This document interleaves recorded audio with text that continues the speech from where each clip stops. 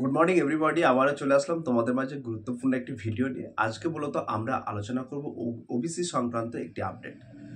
তোমরা ফর্ম এবং ডকুমেন্টস কোথায় জমা করবে, এসডি অফিস না বিডিও অফিস, কারা এসডি অফিসে জমা করবে, কারা বিডিও অফিসে জমা করবে, কারা 64টি সম্প্রদায়ের মধ্যে কি কি ডকুমেন্টস লাগছে এবং 74টি রি ইস্যুয়েন্সের ক্ষেত্রে কি কি ডকুমেন্টস লাগছে, রিভ্যালিডেশনের ক্ষেত্রে কি কি ডকুমেন্টস লাগছে, সমস্ত তথ্যটাই কিন্তু আজকে এই ভিডিওর মাধ্যমে আলোচনা করব। তাই ভিডিওটি স্কিপ না করে সম্পূর্ণটি দেখার জন্য অনুরোধ রইল। তো তোমাদেরকে বলে রাখি, তুমি যদি অ্যানেক্সার এ থেকে থাকো তাহলে মোটামুটি ধরে নাও তোমার ফর্মটি এসডি অফিসে জমা করতে হবে, এবং বি অ্যানেক্সার বি যদি থেকে থাকো তাহলে বিডি অফিসে তোমার ফর্মটি জমা করতে হবে। তো অ্যানেক্সার এ এবং বি মানে এই না যে ওবিসি এ বি, ক্লিয়ার?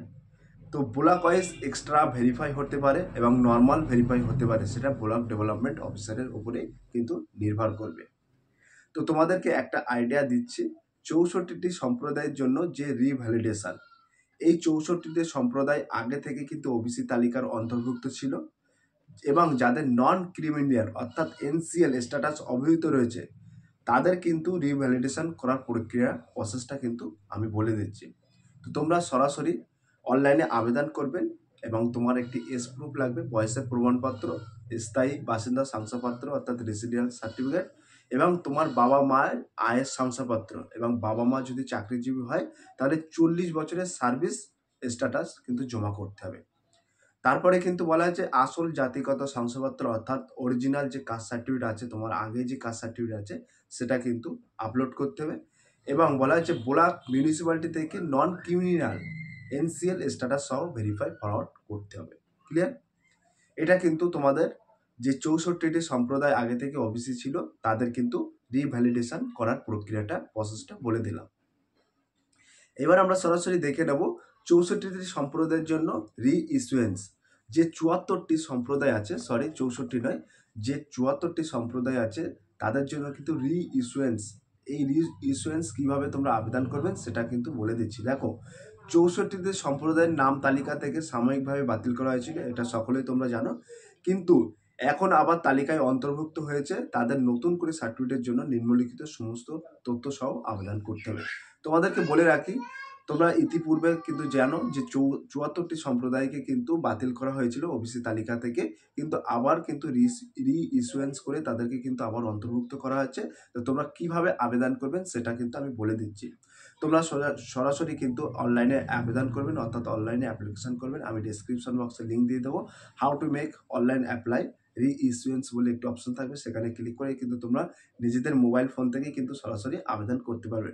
তো আবেদন করার সময় কি কি লাগবে, তোমার বয়সের প্রমাণপত্র লাগবে, স্থায়ী বাসিন্দা অর্থাৎ শংসাপত্র লাগবে, তারপরে আসল জাতিগত শংসাপত্র অরিজিনাল লাগবে, যেটা কাস্ট সার্টিফিকেট বলি সেটা কিন্তু তোমাদের লাগবে, এবং বাবা পরিচয়পত্র অর্থাৎ ফাদার্স আইডি কার্ড, তোমার বাবার একটি আইডি কার্ড লাগবে, এবং বাবা মা আয়ের শংসাপত্র যদি থাকে সেটা লাগবে, এবং বাবা মা যদি চাকরিজীবী হয় সেক্ষেত্রে কিন্তু 40 বছর বয়সের সার্ভিস স্ট্যাটাস জমা করতে হবে।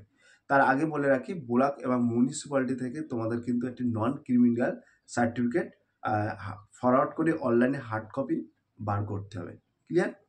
এবং যাদের অনলাইন সার্টিফিকেট নাম্বার দেখা যাচ্ছে না তারা কিন্তু নতুন করে আবেদন করতে পারবেন, এবং ব্লক ভিত্তিক ডকুমেন্টস কিছু পরিবর্তন হলেও হতে পারে, এক্সট্রা ভেরিফিকেশন কিন্তু হতেও পারে। তো তোমরা অ্যানেক্সার এ হলে তোমরা সরাসরি এসডি অফিসে জমা করবেন, এবং অ্যানেক্সার বি হলে কিন্তু তোমরা সরাসরি বিডিও অফিসে জমা করবেন। এবং কি কি ডকুমেন্টস লাগছে সেগুলো কিন্তু বলে দিলাম। তো যে 64টি সম্প্রদায় আছে ওবিসি রিভ্যালিডেশন করার জন্য তাদের কিন্তু প্রথমে অনলাইনে আবেদন করতে হবে। অনলাইনে আবেদন করতে গেলে তোমাদের এস প্রুফ লাগবে, একটি রেসিডেন্সিয়াল লাগবে, তারপরে কিন্তু তোমার যে আগের ওবিসি কার্ডটা ছিল সেটা লাগবে, এবং বাবা মায়ের আয়ের শংসাপত্র লাগবে। বাবা মা যদি চাকরিজীবী হয় সেক্ষেত্রে কিন্তু 40 বছরের একটি সার্ভিস স্ট্যাটাস জমা করতে হবে, ক্লিয়ার? এবং যে 74টি সম্প্রদায়কে বাদ দেওয়া হয়েছিল সেটা কিন্তু আবার পুনরায় অন্তর্ভুক্ত করা হয়েছে, রি ইস্যুয়েন্স করা হয়েছে। সেক্ষেত্রে তোমাদেরকে বলে রাখি, সেম টু সেম প্রসেস তোমাদের প্রথমত অনলাইনে আবেদন করতে হবে তোমার একটি এস প্রুফ দিয়ে, এবং আগের যে ওবিসি সার্টিফিকেটটা ছিল সেটা কিন্তু তোমাদের আপলোড করতে হবে। তারপরে তোমাদের একটি রেসিডেন্সিয়াল লাগবে এবং বাবা মায়ের কিন্তু আয়ের অর্থাৎ ইনকাম সার্টিফিকেট লাগবে, এবং বাবা মা যদি সার্ভিস করে অর্থাৎ চাকরিজীবী হয় সেক্ষেত্রে কিন্তু 40 বছর একটি সার্ভিস স্ট্যাটাস দিতে হবে।